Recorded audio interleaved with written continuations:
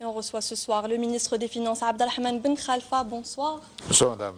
Bonsoir à vos téléspectateurs. Merci d'avoir accepté notre invitation. Nous sommes ici aujourd'hui pour parler de l'emprunt obligataire. Oui. Monsieur Ben Khalfa, la première question est, après une semaine de mise en place de l'emprunt obligataire de l'État en Algérie, quel est le bilan approximatif? Je sais très bien qu'après une semaine, on ne peut pas donner un bilan ou des chiffres exacts, mais donnez-nous un petit bilan approximatif. Merci encore une fois. C'est une opération qui est normale dans un processus de croissance. Encore une fois, tous les pays ont recours à de tels emprunts pour financer la croissance. Nous avons un rythme de croissance très important. Les premiers rapports qui ont été faits pour la première semaine, ça fait 22 ans qu'on n'a pas recouru à cela. Donc il y a une acclimatation du public avec cette forme de mobilisation des ressources. Beaucoup d'informations, beaucoup de souscriptions, des souscriptions moyennes, des souscriptions grandes, des petites souscriptions. En tous les cas, un intérêt évident de la part des citoyens, mais aussi de la part des entreprises, de la part des organismes. Et donc, nous allons entamer la semaine prochaine, la deuxième semaine, avec de nouvelles initiatives dans ce domaine-là. Vous avez des chiffres à nous avancer aujourd'hui? Il ne faut pas encore tirer les chiffres parce que nous sommes en première semaine. Vous savez que ça dure un peu plus longtemps, ça dure 6 mois. Nous allons regarder la montée en cadence. Nous allons prendre 2 initiatives la semaine prochaine. Les petits souscripteurs vont avoir quelque chose de moins de 50 000.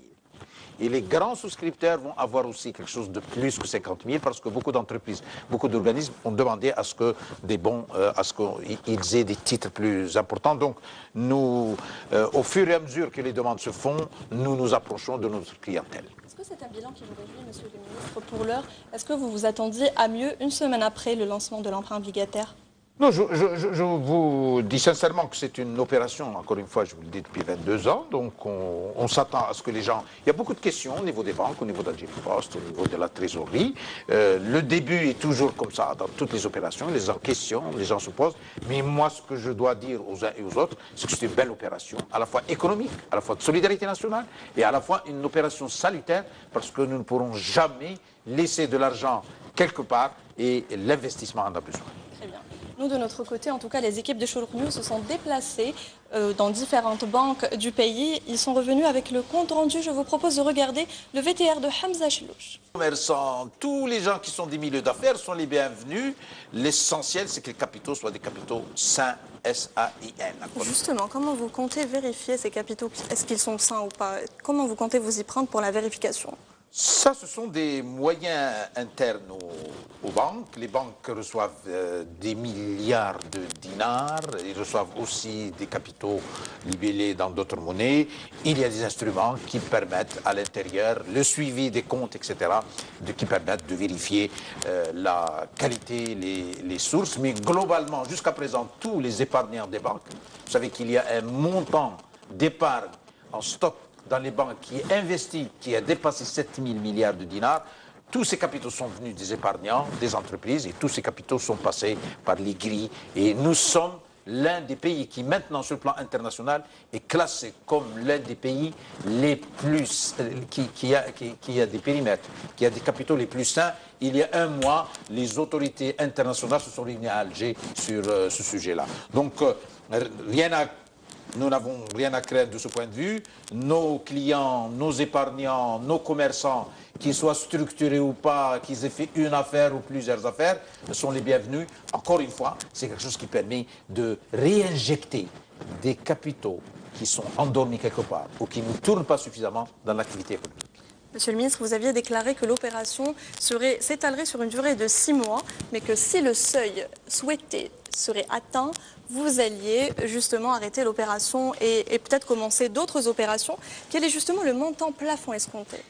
Le montant plafond n'est pas déterminé, nous ne le donnons pas pour le moment, mais c'est un plafond important, nous pensons aller à un plafond important. C'est vrai que nous étalons sur 6 mois, mais khairul birri ajiluh, donc le plus tôt on pourra arriver à ce seuil, parce que cela permettra également à d'autres entreprises, parce que le marché financier va fonctionner, parce que les épargnes sont telles, à un tel niveau, qu'il faut plusieurs initiatives, plusieurs titres, plusieurs niveaux de rémunération pour diversifier et permettre à chaque citoyen, à chaque commerçant de trouver une réponse à sa demande. Donc nous y allons au rythme souhaité, avec beaucoup d'optimisme.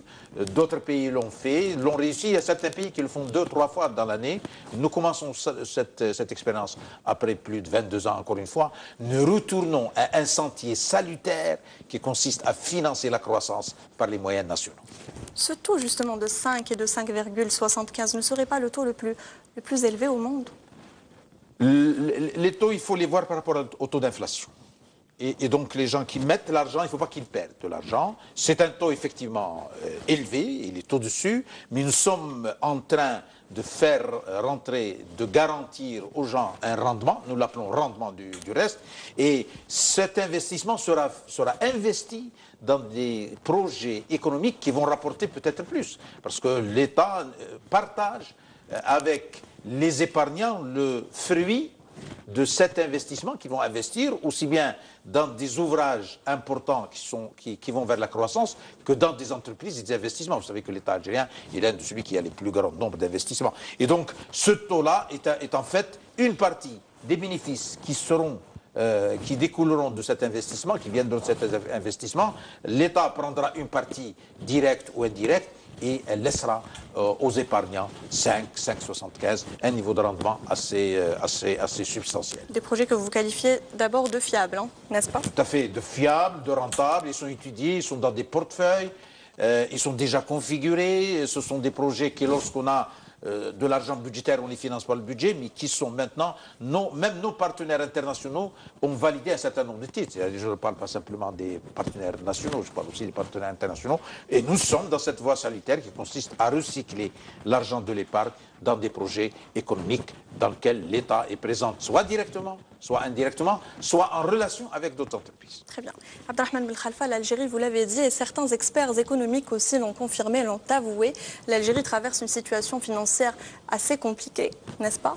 À l'heure où on parle de dévaluation du dinar, où on parle de l'effondrement des recettes pétrolières, est-ce que vous pensez que l'emprunt obligataire est la meilleure solution pour l'heure? D'abord, c'est une tourmente nationale.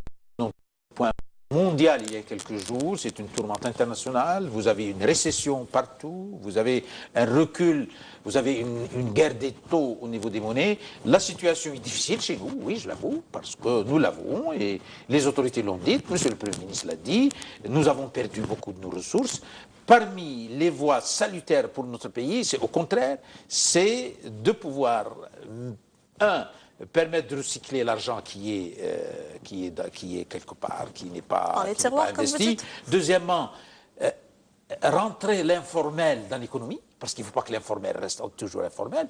Dans aucun pays du monde, il y a deux économies. Et troisièmement, permettre dans une stratégie, nous sommes dans une stratégie de sortie du pétrole, donc les revenus du pétrole, qui sont devenus des revenus, des variables exogènes, ne nous permettent plus de regarder l'avenir. Donc nous regardons l'avenir chaque année, en prenant des initiatives qui nous permettent de nous assurer que la croissance ne dépendra pas des fluctuations. Justement, je vais rebondir sur ce que vous venez de dire. Vous dites que c'est un moyen de réduire la taille du marché informel. De quelle manière? En l'inclusion. Vous savez que nous avons pris une décision avec les 7% d'inclusion fiscale. Nous prenons ces dispositions maintenant pour l'inclusion financière.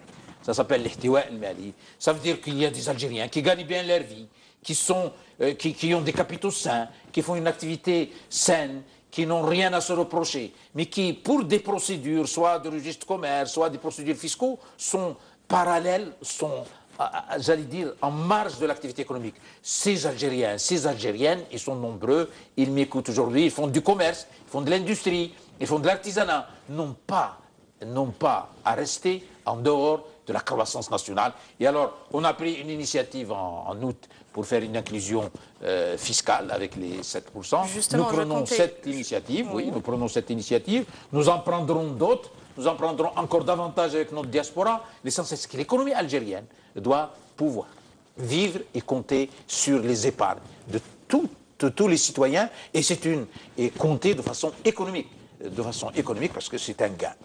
Très bien. Justement, vous parlez de la mise en conformité fiscale volontaire, chose que vous avez lancée il y a quelque temps. Aujourd'hui, vous lancez l'emprunt obligataire. Est-ce que c'est deux manières complémentaires? Est-ce que ça vient Oui. complémenter la première opération?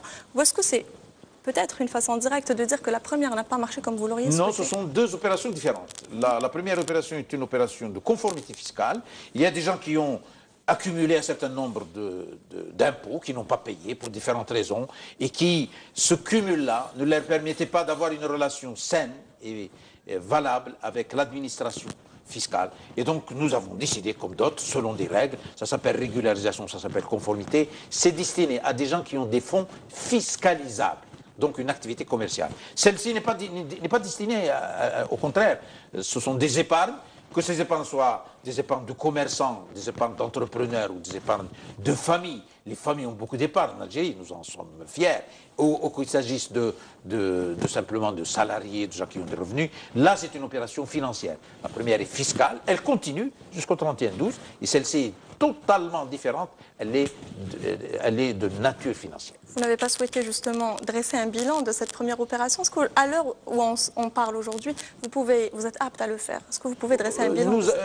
Nous avons eu deux opérations l'année dernière. Nous avons eu une opération qui ne permet plus de payer plus de 5 millions de dinars pour l'immobilier, plus d'1 million de dinars pour les véhicules. On ne paye plus cela pas à cash.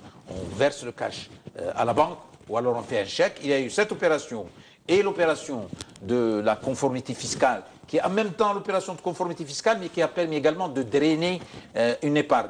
Les banques, je l'ai dit, ont eu une épargne supplémentaire l'année dernière, en dépit du fait que les revenus ne se sont pas beaucoup développés, ne se sont pas beaucoup revalorisés. Ils ont eu une épargne supplémentaire, quelque chose comme 130 à 135 milliards de dinars par rapport aux années antérieures. Cette année, ils auront certainement, nous sommes sur un sentier de mobilisation d'épargne additionnelle qui sont consistantes, et ça, c'est une opération qui est encore plus consistante, parce que par rapport aux opérations que nous avons eues, celle-ci, que nous avons eues dans le passé, celle-ci est rémunérée à un rendement réel au-dessus de l'inflation. Très bien. Abdelrahman Ben Khalfa, on dit qu'un projet ne peut pas marcher si on ne le comprend pas totalement. Totalement, n'est-ce tout pas? à fait. Donc on est là aujourd'hui justement pour faire comprendre que c'est un projet dans l'intérêt de l'État et des citoyens de manière générale. Justement, nous avons interrogé les citoyens de différentes wilayas. Nos correspondants nous ont envoyé quelques images pour savoir ce que les citoyens ont pensé de l'emprunt obligataire. Voici leurs avis. L'emprunt obligataire est une bonne chose car il évite le recours à l'endettement extérieur. Le citoyen n'a pas cette culture de se demander que cela apportera un plus au pays. La mobilisation de l'épargne interne est la première étape pour faire face à la crise économique du pays. On doit les mettre à la disposition des banques, à la disposition du CNAP. Comme ça, tout le monde doit participer à la construction du pays. On a les écoles, on a les hôpitaux, on a les universités. Et pas mal de choses. En ce qui me concerne, je vais me consulter avec ma famille et je vais prendre la décision dans les prochains jours, Inch'Allah. Alors, Abdelrahman Ben Khalfa, voici les avis qui sont pour le moins pour l'emprunt obligataire. Tout à fait, et c'est rassurant, non seulement c'est rassurant, mais les gens parlent économie maintenant de façon assez bonne. Oui, globalement, les gens, je vous l'ai dit, durant cette première semaine, ils sont en train de regarder, de se faire conseiller, d'aller vers leur banque. Et donc la tendance est une tendance bonne. Le pays se mobilise autour de la croissance. C'est à la fois un geste économique, un geste patriotique, mais aussi un geste qui nous permet progressivement de ne pas aller investir dans le spéculatif, dans l'immobilier, dans l'or, et d'aller investir dans les investissements de l'État, et l'État est garant. Très bien, on va parler d'un autre volet concernant l'emprunt obligataire, la question religieuse. Il paraît que voilà, l'emprunt obligataire serait pas conseillé. Les experts, en tout cas en islam, préfèrent ne pas en parler. Et le ministre des Affaires religieuses a été interpellé pour jouer un rôle d'arbitre. Et il dit que...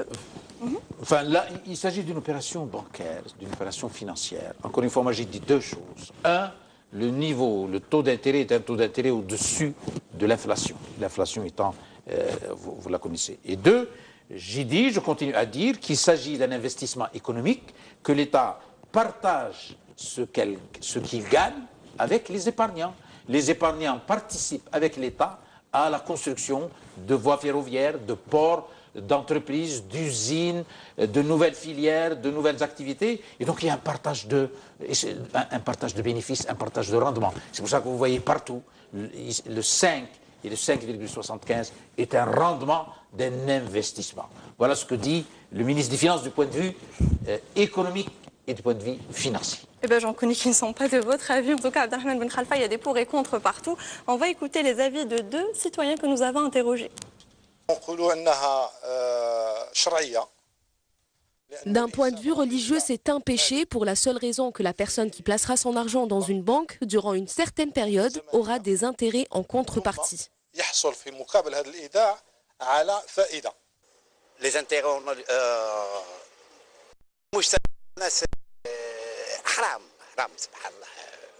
c'est une réalité qu'il faut dire.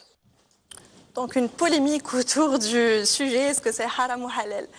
Non, il faut respecter tous les avis. Nous sommes dans un pays à expression libre, je respecte ces avis-là. Encore une fois, partout, l'emprunt obligataire a un rendement, c'est un investissement qui a une rentabilité, c'est un investissement qui, dans le milieu économique, il y a un partage de bénéfices.